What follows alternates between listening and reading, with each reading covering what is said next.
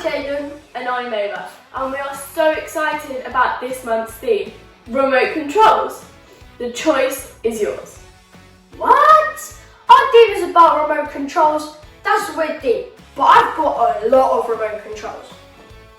This one, this one, this one, this one, this one, and last but not least, this one. This is the one for my drone. It is pretty tricky to use it, and sometimes I get really annoyed. I just feel like throwing it across the garden or across the house. But I just can't really get it to do what I want it to do.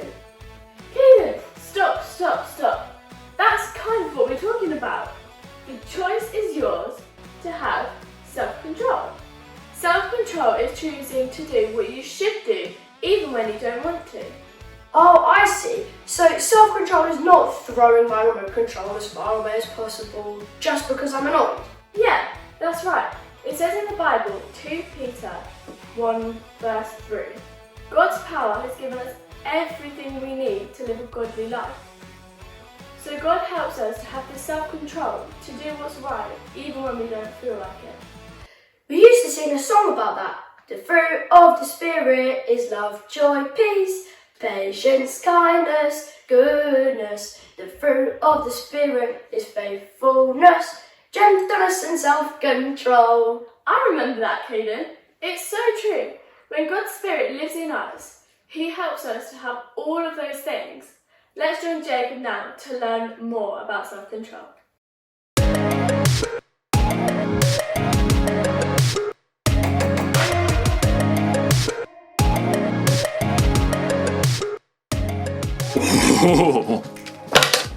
Hello everyone, my name is Jacob, here today to talk to you about self-control. Self-control is choosing to do what you should, even when you don't want to. It's very important to have control. I have a controller for just about everything, in fact. Like this stereo.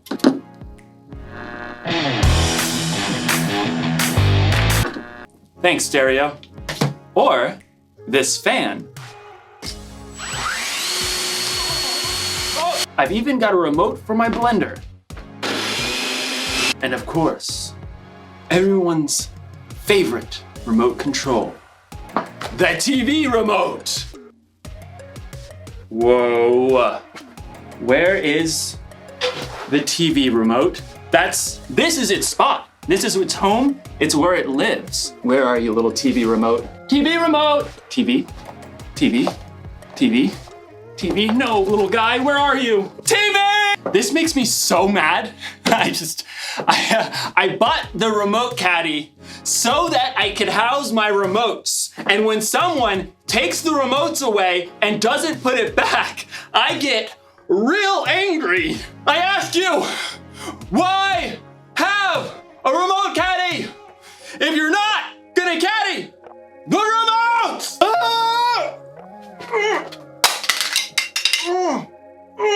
What's going on? Oh, I think I'm paused. Okay, maybe this is for the best. I was really losing my temper there. Okay, I feel better. You can unpause me now.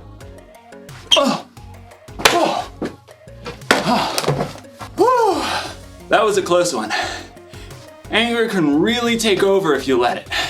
In today's story, we'll hear about a guy named David who had every reason to be angry. Let's hope it doesn't control him. Oh, I wonder what this controls.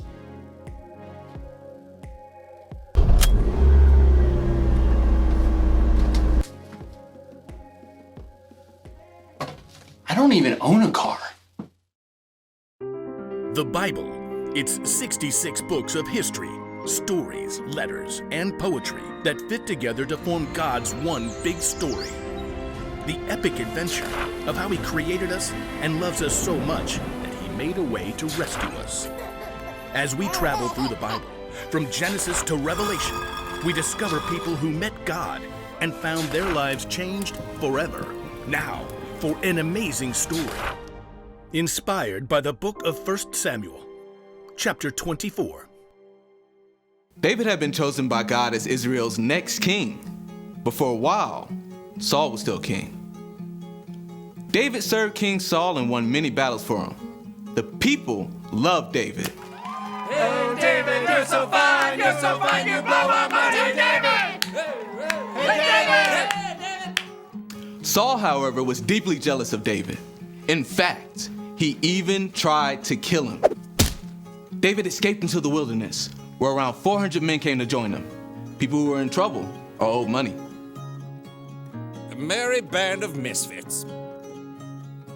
But Saul still saw David as a threat. When he heard that David and his men were camped in the desert of Maon, Saul took soldiers to chase after him. They're right behind us, David. Quick, we'll head around the mountain. Just as Saul and his men were closing in on David, Saul received word that the Philistines were attacking Israel. Oh, phooey. Saul was forced to stop the chase and deal with the Philistines. David and his men could breathe a sigh of relief. There's a safe place near En-Gedi. Maybe Saul will finally leave us alone if we hide out there. But as soon as Saul had dealt with the Philistines, a messenger brought news. David is in the desert of En-Gedi. Aha! We've got him this time. Gather 3,000 of the best soldiers from all of Israel. But, Your Majesty, David only has 400 men. 3,000, and not one less. Saul set out once more, determined to wipe out his rival. I bet that pipsqueak is hiding out near the rocky cliffs of the Wild Goats. Well, that seems oddly specific. Yeah, he used to herd sheep. In fact, David and his men have been staying near some sheep pens not far from the cliffs. Saul, headed this way. He's got 3,000 soldiers. Again? Why can't he leave us alone? We can take him on. I'm worth 10 of his soldiers. David could feel his anger boiling, but he took a deep breath. No, we won't fight them now. And we won't have a choice in about 6 minutes. The caves! I want everyone inside! Stat! David and his men hurried into a nearby cave that cut deep inside the cliffs. All the way to the back! They're here!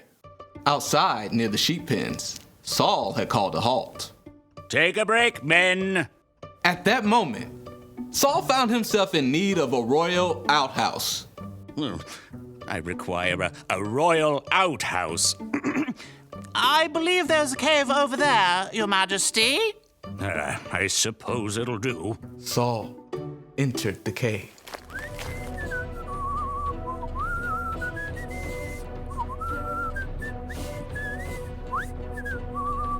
Far back in the cave, David and his men froze. Through the gloom, David could see the man who had tried to kill him and was now forcing him to live on the run. What if he finds us? I don't believe we're Saul's #1 priority at the moment. He's alone. This is your chance. God's handed your enemy over. Don't let this chance just trickle away. David's anger burned red hot as he crept up behind Saul, sword at the ready. But then, he forced himself to stop. Instead of attacking Saul, David sliced off a corner off the king's long royal robe.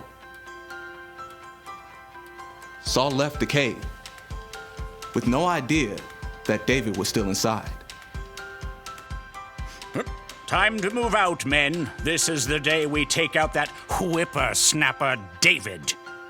But at that moment, David emerged from the cave and cried out, King Saul! David? David bowed low to the ground.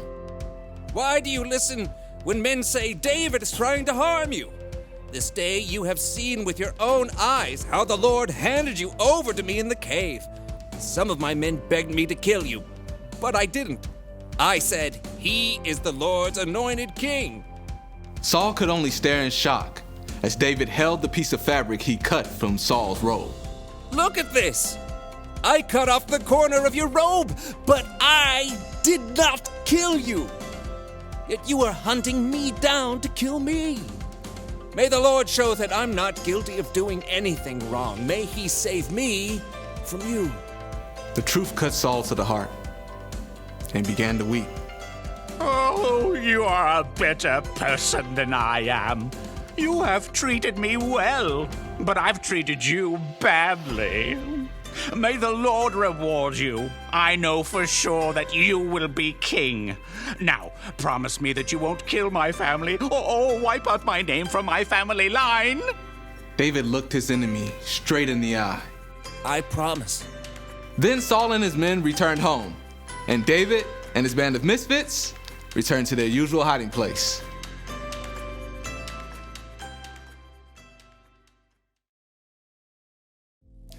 David was angry at King Saul, and he probably should have been. King Saul was trying to kill David. But even in his anger, David didn't lose control. He paused and thought and didn't let his anger take over. You don't need a remote control for yourself to know how to pause. You can do that on your own. If you're angry because someone borrowed something they weren't supposed to, or someone said something that really hurt your feelings, you could just fly off the handle. Or you can pause, count to 3 or 10 or 100 if you have to, and think about how you're going to respond. Remember, you can pause in real life, but what you can't do is rewind. Once you've said or done something in anger, it's out there. You can never take it back. Not saying you shouldn't ever get angry. In fact, Jesus himself got angry, but he had good reasons to get angry. And so do we sometimes. It's like when you or someone you know is being treated unfairly. That's a good reason to get angry. Losing a remote? Probably not the best reason to get angry, but good anger or bad, it's still wise to keep control of your anger instead of letting it control you. That's the one thing to remember today. Don't be controlled by your anger. Count to 10 and keep your cool. Music! Okay. Music! Oh, that's the... Okay. I gotta get a universal remote. I'll see you next time.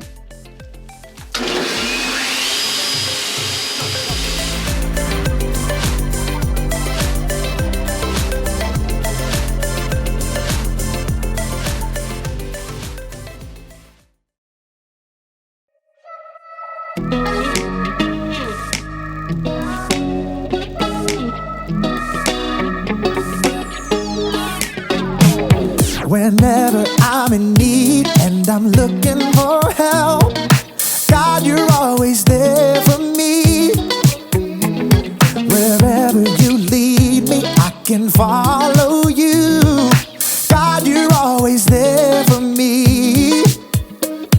Oh, God, you're always there for me. Help me believe you know what's best for me.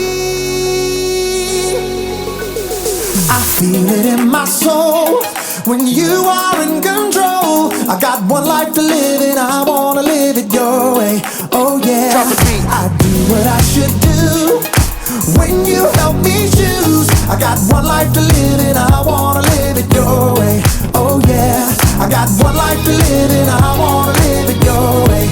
Oh yeah, one life to live and I wanna live it your way. Whenever I'm lost and I don't know where to turn, God, you're always there for me.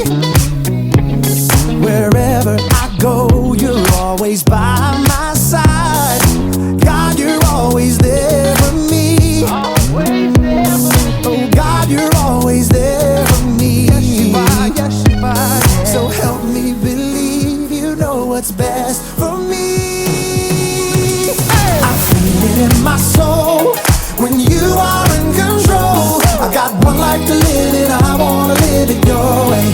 Oh yeah, I do what I should do when you help me choose. I got one life to live and I wanna live it your way. Oh yeah, I got one life to live